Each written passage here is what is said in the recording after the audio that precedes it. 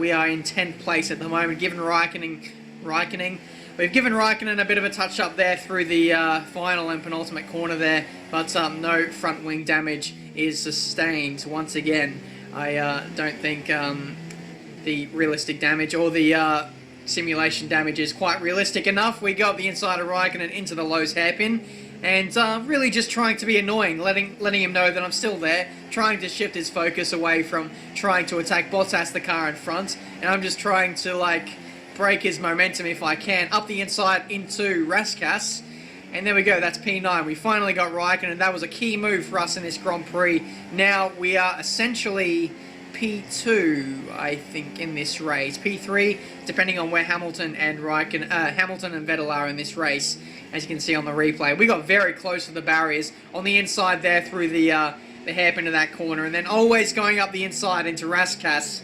It's such a daring move, it's such a risky move, it's so easy to nick off a bit of your front wing or even lose a tyre altogether, but we managed to keep this car intact, making contact with the outside part of the Tabak corner. You know you're pushing when you brush the outside barrier at Tabak. Up the inside of Bottas, who has older tyres, a few laps older than us, but it's good to dispatch of him anyway. Next up, Carlos Sainz, and it'll be good to get him behind us as well. So Sainz, along with Ricciardo, got the undercut on us just by a few laps. You saw that 10 laps ago or something like that. So that's why some of these guys keep continually getting track position over us.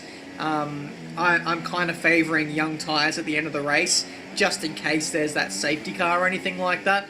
But at the moment, Carlos Sainz, he's been a bit of a pain for us so far in this Grand Prix. It would be nice to dispatch of him, because if you look on the mini-map, there's a good air gap that we can fill into and really close in on the cars ahead, who I believe are Rosberg, and who else would it be? Possibly the other Toro Rosso of Daniel Kvyat, but I'm not too sure on that. We need to make the move on Carlos Sainz. He's really holding us up here. We got the inside through the Nouvelle chicane. Not really a traditional overtaking area. We get tagged on the left rear tyre of Carlos Sainz there, and now Bottas tries to come back at us there. That was a really wild moment through there, losing the back end as we made contact with our sister Toro Rosso team.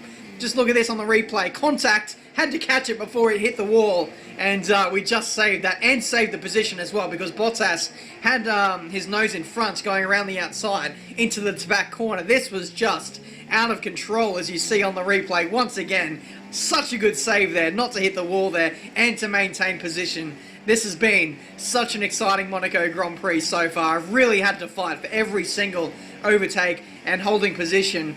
It's just been one of my favourite Monaco Grand Prix I've ever done. Carlos Sainz there locks up heading into that chicane there, and yeah, it was going a bit slowly there. It was a bit weird. I don't know what the problem is there, but we're going to have a team radio. Okay, some information on Sainz. They're slowing down. It seems like there's some kind of problem with their car. So, an issue for Carlos Sainz. I wonder if that was linked in any way before. He really screwed up that final chicane and allowed us to soar on past.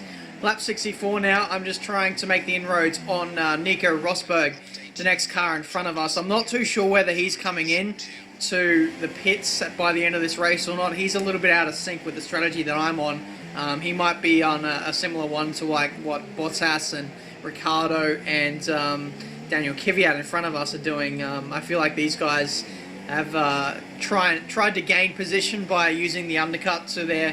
We're catching the car ahead, but be aware that these tyres need to last till the end of the race. Thank you for that, engineer. Like I said, I think these guys have used the undercut to their advantage to get track position and just hold on older tyres. So now it's down to us to overtake these guys within the last 9 laps to finish on the podium for the Monaco Grand Prix. Up the inside of Rosberg there. I don't think this is going to amount to anything. No, it doesn't. Rosberg closes the door. Don't even have the opportunity to try and hang around the outside through the Lowe's hairpin. Not that I probably would have. It's probably not the place to go. But either way, there's lots of lap traffic. We make the move on Rosberg, but no!